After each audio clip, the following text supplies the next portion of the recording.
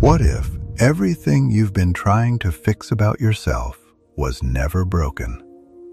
What if the loneliness, the inability to blend in, the feeling of watching your own life from the outside, what if that wasn't the wound? What if that was the architecture? Because there's a specific kind of person who has spent their entire life being quietly told in 100 different ways that the way they're built is a problem to be solved. Too sensitive, too intense, too much in their own head, too difficult to reach. And that person has spent years trying to sand down the edges, trying to want what everyone else wants, feel what everyone else feels, fit into a shape that was designed for someone who is fundamentally not them. This video is for that person. And if you've never quite felt like you belonged to the world everyone else seems comfortable in, stay with me. Because what Carl Jung discovered, after decades of mapping the deepest terrain of the human mind, is that the very things that made you feel like an outsider are not signs that something went wrong. They are signs of something extraordinarily rare. And by the time we're done here, you may finally understand that the life you've been quietly grieving, the one where you fit, where you're understood, where the loneliness finally lifts, was never about becoming someone different. It was always about becoming more completely yourself. Most people spend their whole lives trying to blend in, and they succeed. They find the current everyone else is swimming in, and they let it carry them. But there's a certain kind of person who never quite manages it. Not for lack of trying. They've studied the others, mimicked the gestures, learned the lines, and still, something inside them stays tuned to a frequency the people around them can't seem to hear. If you've felt like that your entire life, present in the room, but somehow standing just outside it, Carl Jung would tell you that you're not broken. You're rare. Jung spent decades studying the human psyche, and one thing he kept returning to was how radically different people actually are from one another beneath the surface. Most differences are cosmetic, but a small percentage of people are constructed along an entirely different psychological blueprint. They process reality through channels most people never access. They experience time, meaning, connection, and solitude in ways that make them feel like strangers in their own culture. And because there's no obvious name for what makes them different, they usually conclude that the problem is that something's wrong with them. Jung would say the opposite. What looks like maladjustment is often the friction of a rare psyche pressing against a world designed for the majority. The discomfort isn't malfunction. It's the cost of being tuned to a signal most people can't receive.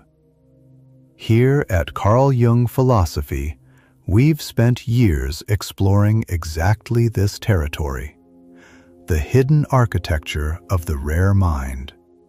And today, I'm going to walk you through 7 signs that you belong to this rare group. The specific psychological markers Jung identified in people who are fundamentally, structurally different from those around them. Not different in the way everyone likes to believe they're unique, but different in a way that shapes how you love, how you work, how you rest, and how alone you've probably felt without ever understanding why. And by the end, you might finally recognize that the thing you've been trying to repair in yourself was never a flaw. It was the shape of who you actually are. The first sign is that you've always felt like an observer, even inside your own life. While everyone else seems fully immersed in the moment, laughing, arguing, celebrating, completely absorbed, there's a part of you that's slightly detached, watching. You're at the gathering, but you're also standing at the edge of the room in your mind, noticing the dynamics, cataloging the micro-expressions, aware of the subtext underneath every exchange. You participate, but you never quite lose yourself the way others do. For most of your life, you probably interpreted this as a defect. You wondered why you couldn't just relax and be present the way everyone else seemed to be. You watched people dissolve completely into experiences and felt a quiet grief that you were somehow locked out of that kind of abandon. You've been the one who remembers exactly what was said, who noticed the shift in someone's mood before they noticed it themselves, who left the gathering replaying every detail while everyone else simply went to sleep. Jung understood this state intimately, partly because he lived it. He described a kind of consciousness that never fully merges with collective experience, a psyche that always maintains a small distance, a vantage point from which everything can be witnessed. He recognized that certain people are born with this heightened self-awareness that separates them from the crowd even while they're standing in the middle of it. And he saw that it wasn't coldness. The observer isn't detached because they don't care. They're detached because their awareness operates on a wider bandwidth than the situation requires, so part of it is always free to watch. This is why you can feel profoundly isolated in a crowded room. The connection everyone else seems to share operates through a kind of merging, a letting go of self that dissolves the boundary between people, and you're rarely able to dissolve like that. You stay yourself, watching the merging happen around you, close enough to see it, but never quite pulled inside. It's not that you're incapable of intimacy. Your intimacy just requires something deeper than the surface-level fusion most social bonding runs on. The observer position is exhausting when you don't understand it, and liberating once you do, because what feels like exile is actually a rare form of consciousness, one that gives you access to layers of reality that the fully immersed never perceive.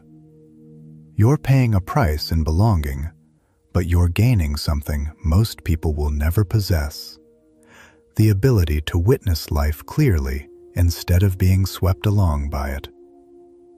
If this is landing for you right now, if you're recognizing this distance you've always carried, drop 11 in the comments and write, "I am awake inside my own life." Because that's exactly what the observer is, not absent, awake.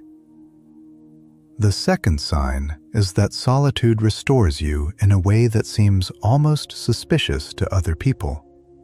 For most, being alone for extended stretches produces restlessness, a kind of low-grade anxiety that sends them reaching for company or noise or distraction. For you, solitude does the opposite. It fills something. After a period of being around people, even people you love, you feel a depletion that only silence and space can repair. And when you finally get that solitude, it doesn't feel like deprivation. It feels like returning to yourself. The people in your life often misread this entirely. They interpret your need for alone time as rejection, as withdrawal, as something being wrong with you or with them. They keep trying to draw you back into constant contact because their own psychology tells them that isolation is suffering. So they pathologize the very thing that keeps you healthy. And you, absorbing their concern, start to wonder if maybe they're right. Maybe there is something antisocial or damaged about how deeply you crave being alone. Jung would have recognized this immediately as a marker of profound introversion, not the shy, awkward version pop culture tosses around, but the genuine article. He described introversion as an orientation of psychic energy inward, toward the inner world of thought, image, and reflection, rather than outward toward objects and people. For the true introvert, the inner world is where life actually happens. External interaction, however enjoyable, drains the reservoir. Solitude is where it refills. What makes you rare isn't simply that you're introverted. Plenty of people are. It's the intensity and completeness of your need for the inner world. You don't just prefer solitude, you require it the way a body requires sleep. Without regular access to your own inner landscape, you begin to fragment. You become irritable, foggy, disconnected from your own center. And then, the moment you get real solitude back, you feel yourself reassemble, like scattered iron filings snapping back into alignment around a magnet. This is why relationships have probably been complicated for you. The person who needs constant togetherness and the person who needs vast stretches of solitude are speaking two entirely different emotional languages. You've likely spent years feeling guilty for needing more space than the people who love you can comfortably offer. But your need for solitude isn't a wall you build against others. It's the condition that makes it possible for you to return to them with anything genuine to give. When you honor it, you come back whole. When you betray it to keep the peace, you slowly disappear. The third sign is that you see patterns and connections that other people simply don't register. You'll be in a conversation and suddenly understand where it's heading before anyone else does. You read a situation and instantly perceive the underlying structure, the real motivation beneath the stated one, the pattern connecting events that appear unrelated, the meaning hiding inside the coincidence. It happens so automatically that you often assume everyone sees it too, until you say what you're seeing out loud and watch the blank expressions come back at you. This can be isolating in a very specific way. You'll try to explain a connection that feels obvious to you, and people will look at you like you've made a leap that came from nowhere. You've probably learned to stop sharing certain observations because they made you seem strange or intense, or like you were reading too much into things. So you keep the perceptions to yourself and carry around this constant hum of insight that you have no one to share with. Jung placed enormous weight on this capacity. He described intuition as one of the primary functions through which people perceive reality, a way of knowing that bypasses the step-by-step logic of the conscious mind and grasps the whole pattern at once. Some people are wired so that intuition governs their entire way of processing the world. They don't build understanding piece by piece the way most people do. They see the finished shape and then work backward to explain how they arrived there. If you're one of these intuitive types, Your mind is constantly scanning beneath the surface of things, pulling meaning out of what others experience as random noise. You sense the trajectory of relationships, the hidden currents in a group, the way a small detail reveals an entire character. And because this happens below your conscious awareness, you often can't explain how you know what you know. You just know it, which makes you appear either uncannily perceptive or slightly unhinged, depending on who's watching. The gift and the burden are the same thing here. Seeing patterns others miss means you're often right about things before there's any evidence to support you, which can make you feel like you're losing your mind while you wait for reality to catch up and prove you weren't. It also means you carry a weight of perception that has nowhere to go. You see the ending of the story while everyone's still enjoying the beginning. And there's a particular loneliness in knowing things you can't yet explain and can't get anyone else to see. The fourth sign is that you are physically incapable of manufacturing enthusiasm you don't feel. Most people have a social mode where they can perform interest, mirror excitement, generate the appropriate emotional response for the occasion, whether or not they actually feel it. It's the lubricant of ordinary social life. Someone shares good news, you produce delight. Someone tells a story, you produce engagement. It's mostly automatic, and most people do it without even noticing. You can't. Or rather, you can, but it costs you something enormous, and it feels like a small betrayal every single time. When you don't genuinely feel something, your attempts to simulate it come out stiff, hollow, obviously performed. Your face won't cooperate. Something in you refuses to manufacture an emotion that isn't real. And this has created problems throughout your entire life because the social world runs on exactly this kind of low-stakes performance. And your inability to do it reads as coldness, arrogance, or being difficult. Jung wrote extensively about the persona, the social mask that lets people present an acceptable, adaptable face to the world. For most people, the persona is flexible and effortless to wear. They slip it on and off without friction.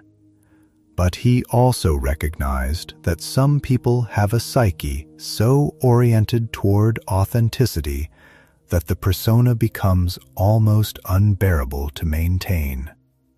For these people, wearing the mask doesn't feel like a normal social skill. It feels like self-erasure. If you're built this way, you've probably been called too honest, too blunt, too intense. You've watched people navigate social situations with an ease you can't replicate. And you've wondered why the simple act of pretending comes so hard to you. The answer is that your psyche is structured around a fidelity to what's real that overrides the social programming most people run on autopilot. You would rather stay silent than say something you don't mean. You would rather seem unusual than seem fake. This makes you exhausting to certain people and profoundly trustworthy to others. Because when you do express enthusiasm, everyone knows it's real. When you say you care, there's no performance in it. You're one of the rare people whose emotional responses actually mean what they appear to mean. The trade-off is that you'll never be smooth. You'll never be the person who effortlessly charms a room with manufactured warmth. What you offer instead is something rarer and weightier: the certainty that whatever you're giving is genuine, because you're constitutionally incapable of giving anything else.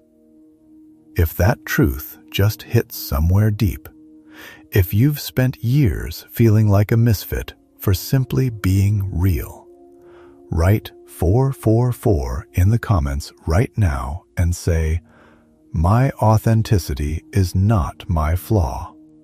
It is my foundation." Because that's exactly what Jung would tell you, that your refusal to perform is not a failure of social intelligence. It's a form of psychological integrity most people will never know. The fifth sign is that ordinary conversation leaves you starving. You can spend an hour discussing weekend plans, the weather, what someone bought, who said what to whom, and walk away feeling like you haven't eaten in days. The small talk that seems to nourish everyone else registers to you as empty calories. You go through the motions. You're polite. You contribute your share. But underneath it, there's a growing hunger for something genuine that almost never gets fed. What you crave is depth. You want to talk about what things mean. You want to understand what drives people, what they're afraid of, what they've never told anyone, what keeps them awake at night.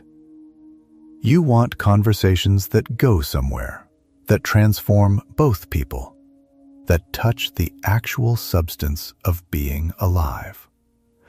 And you've noticed that most people not only don't want this, they're actively unsettled by it. Push a conversation past the surface, and you can watch them tense up, deflect, steer back to safe ground. Jung believed that certain individuals are oriented by nature toward meaning itself, toward the deeper questions of existence, purpose, and the underlying patterns that give life significance. He saw the search for meaning as one of the fundamental drives of the psyche. But he also recognized that this drive is far more dominant in some people than others. For most, the surface of life is sufficient. For you, the surface is where suffocation begins. This is why you've probably counted your genuinely close relationships on one hand your entire life. It's not that you're incapable of connection. It's that the connection you need requires a depth most people can't or won't reach.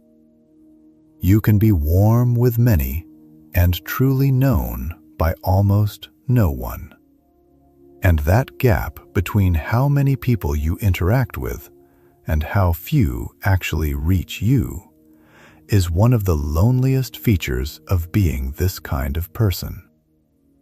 When you do find someone who can meet you at depth, it feels like discovering water in a desert. Those rare connections matter to you with an intensity that would astonish the people who see you as reserved. You don't need many. You need real. And the reality is that a world running mostly on pleasant surfaces makes it genuinely difficult to find the few people who are swimming as deep as you are. But when you find them, you'll cross oceans to keep them, because you know exactly how rare that recognition is. The sixth sign is that you feel the emotional temperature of a room before anyone says a word. You walk into a space and instantly sense that something is off. There's tension in the air, or grief, or a false cheerfulness stretched thin over something darker. Nobody has spoken, Nothing obvious has occurred, but you feel it in your body. A heaviness, a subtle wrongness. And it turns out you're almost always right. Later, you discover there was an argument before you arrived, or someone received devastating news, or two people in the room are quietly at war. For years, you may not have realized this was unusual. You assumed everyone picked up on these undercurrents. Then, slowly, you noticed that they didn't. People walked into rooms thick with unspoken emotion and felt nothing, oblivious to the atmosphere you were practically submerged in. And you began to understand that you were absorbing signals most people are completely deaf to. Jung explored the ways human psyches are connected beneath the level of conscious awareness, the shared substratum he called the collective unconscious, and the phenomenon where one person's inner state seems to transmit directly to another without any visible communication. He took seriously the idea that certain people are unusually permeable to the emotional states of those around them, absorbing moods and undercurrents through channels that logic can't quite account for. He didn't dismiss this as imagination. He treated it as a real, if poorly understood, feature of how some minds function. If you're this permeable, the emotional lives of the people around you aren't separate from yours. They bleed into you. You feel the sadness of a stranger, the anxiety of a friend, the buried anger of a family member sitting silently across the table. And because these feelings arrive inside your own body, it can take you a long time to learn the difference between what you're actually experiencing and what you've simply absorbed from someone else. Many people with this trait spend years overwhelmed by emotions that were never even theirs to begin with.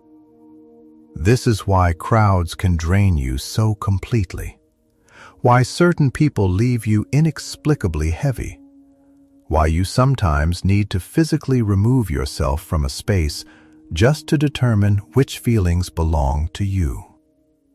It's also why your presence can be so healing to the people you care about. You feel what they feel. You know when something's wrong before they've found the words. You offer a kind of attunement that makes people feel genuinely seen. The very sensitivity that overwhelms you is also the source of one of your rarest gifts: the ability to meet people in exactly the place they're actually in, instead of the place they're pretending to be. The seventh sign is that you've always carried a sense that you're here for something you can't quite name. Not in a grandiose way. You don't necessarily believe you're destined for fame or greatness. It's quieter than that, and stranger. It's a persistent, low undercurrent of feeling that your life has some purpose or direction that you haven't fully uncovered yet, and that the ordinary path everyone else seems content to follow was never really meant for you. You've watched people settle into conventional lives with a satisfaction you couldn't replicate, and some part of you always held back, waiting for something you couldn't define. This has probably caused you real anguish because the feeling never comes with instructions. It just sits there. This sense of unfulfilled purpose, of being drawn towards something without being told what it is. You've likely gone through stretches of feeling like a failure for not having figured it out, watching others build their structured lives while you kept feeling like you were waiting for your actual life to begin. Jung developed his entire concept of individuation around exactly this pull. He saw it as the deep drive of the psyche toward becoming who you truly are. Not the person your parents wanted, not the person society rewarded, but the authentic self buried beneath all the conditioning. He believed this drive was strongest in people whose true nature diverged most sharply from what their environment expected of them.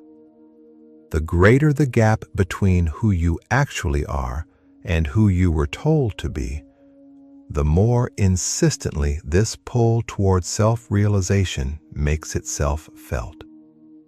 So that restless sense of purpose you've carried isn't a delusion of grandeur, and it isn't a sign that you're ungrateful or unable to be content. It's the psyche's way of refusing to let you disappear into a life that isn't yours.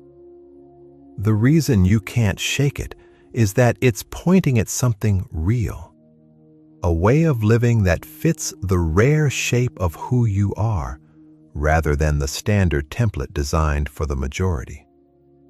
The discomfort you feel is the friction of a self that won't be reasoned out of becoming itself. Most people never feel this pull with any real force, because most people fit reasonably well into the lives available to them. You feel it constantly because you don't fit, and you were never supposed to. What looks like chronic dissatisfaction is actually the compass. It keeps refusing every wrong direction, keeps insisting there's a truer path, and it won't go quiet until you start walking toward the life that's actually yours. Now, if you've recognized yourself in most or all of these 7 signs, I want to be honest with you about what that means, because it's a mixed inheritance. Being profoundly different is not a straightforwardly good thing, and anyone who tells you otherwise is offering you comfort instead of truth. Jung understood this with unusual clarity. He knew that the rare psyche pays a price the common one never has to. You will be misunderstood more than most people. You'll be too much for some and too strange for others. You'll experience a loneliness that has nothing to do with how many people surround you, and everything to do with how few can actually reach the place where you live. You'll feel at times like you were dropped onto the wrong planet, handed a manual written for a species you don't belong to. And no amount of self-acceptance completely dissolves that ache. Because the ache is structural. It comes from being genuinely different in a world built for the average. But Jung also saw the other side, and it's just as real. The people who are built this way, the observers, the deep introverts, the intuitives, the ones who can't fake anything and feel everything, are the ones who perceive what the culture is too immersed to notice. They're the artists, the healers, the visionaries, the ones who bring back truth from the depths that everyone else is too busy or too distracted to visit. Your difference isn't just a burden you carry, it's a form of vision. The same sensitivity that makes ordinary life so abrasive is what gives you access to layers of reality most people never touch. The mistake almost everyone in this position makes is spending the first half of their life trying to become normal, trying to want what others want, feel what others feel, be satisfied by what satisfies them. And it never works, because you're attempting to force a rare structure into a common mold. Every year you spend trying to be like everyone else is a year spent at war with your own nature. Jung witnessed countless people exhaust themselves in this struggle, and he saw what happened when they finally surrendered.